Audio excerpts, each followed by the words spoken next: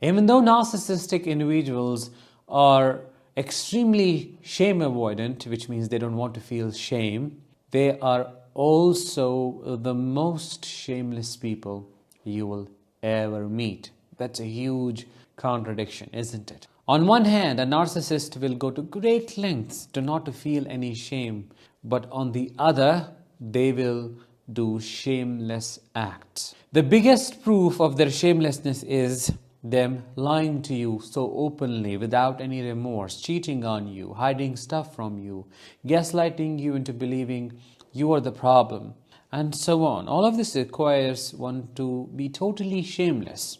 Their shamelessness is manifested quite openly when they walk around in their house unclothed without caring about their children, about their partner, and they don't do it once or twice or by mistake. It's not an accident.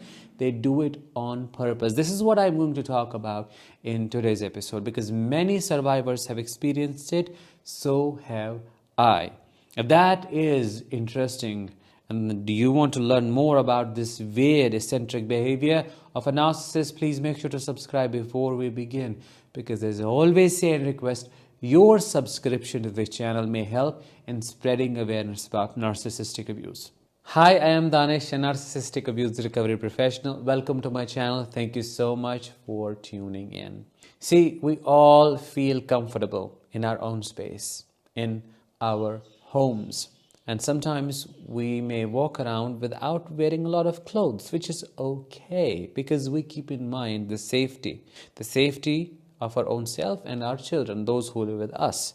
We make sure it's morally correct to do so, and when we are alone, which does not necessarily make you a narcissist. Therefore, we cannot say just because somebody is walking naked in their own home automatically makes them a narcissist. That is not the concept here. The concept is narcissists have no bodily boundaries. They do not respect yours. They are morally corrupt. They do not care about what is wrong and right and how their actions have consequences or what the impact is on other people who are experiencing them.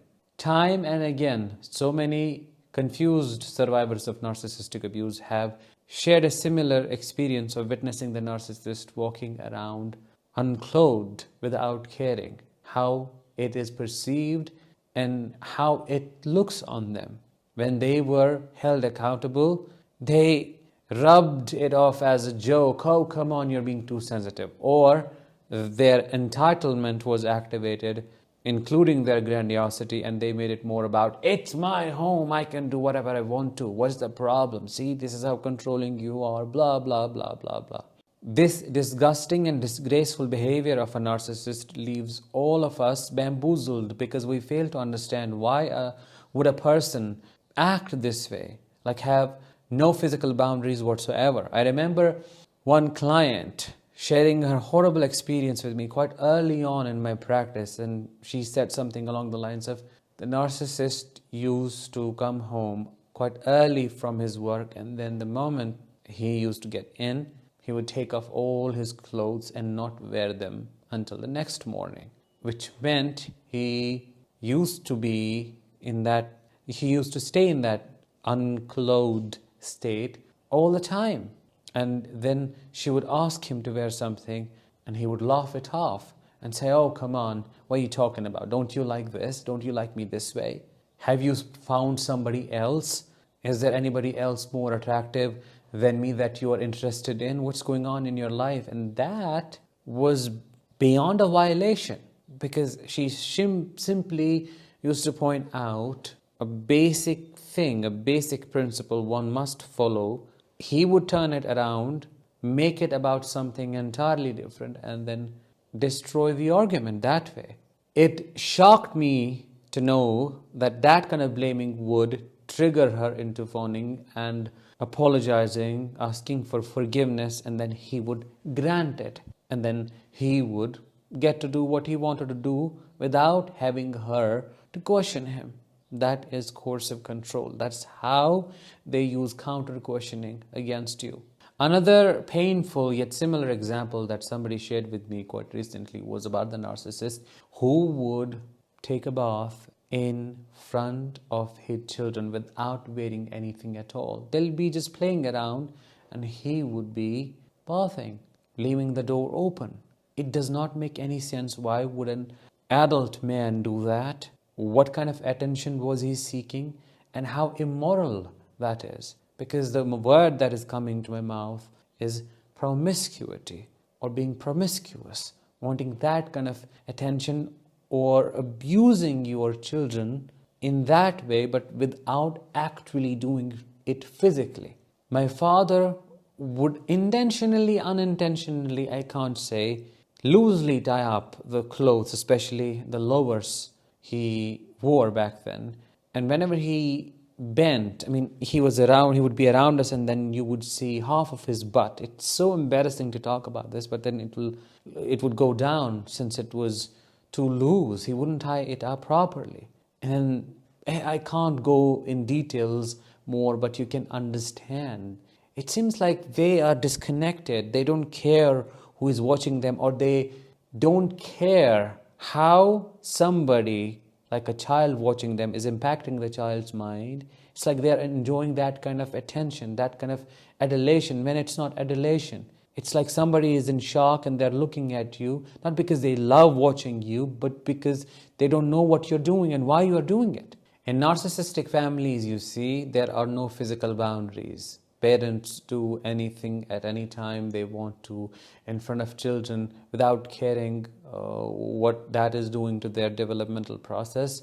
It's just that they are quite primitive. Yeah, that is the only explanation I have for you. You may be wondering, why do they do that? Well, they are like animals. Animals do it anytime, anywhere. They don't care. They don't have that kind of awareness. That consciousness is missing in there. So is with narcissists. They're animals in that way. Back then as a child, I truly concluded that my father was an animal. The way he eats, the way he sleeps, the way he carries himself around people, all of that is quite primitive, old. It's reptilian in nature. It's interesting to know that they also feel shame, but selectively, meaning when they perceive a threat or they feel like somebody is putting them down, harassing them, insulting them, they get activated, charged up, ready to fight. But when doing something like this, they think there is no shame in it. When I say narcissists are delusional, I just don't mean it in a symbolic or a metaphorical way. I literally mean it. Because this is pure delusion. How can someone justify their immoral state to themselves and say it's completely okay when it's not, but at the same time take offense in something insignificant that was not meant, that was not intended by the one who was labeled as offender? It is totally crazy to me. I can't make sense of it. It almost looks psychotic in that nature, but I must also point out to you that they're fully aware of what they're doing. It's not like they are crazy. They know what they're doing, how that is impacting you. And the conclusion is they do not care, period. They do not care how it is impacting you. If they feel good about it, if it excites them, if it gives them some kind of high, they'll do it again and again and again. Now, I would like to know about your experiences. How have you witnessed this in the narcissist who hurt you, this kind of behavior? If yes, drop your answers in the comments below and help other survivors feel less alone in their journey of healing and recovery. With that, let's bring this an episode to an end, and I'll talk with you in the next one. As always, let the healing begin and continue.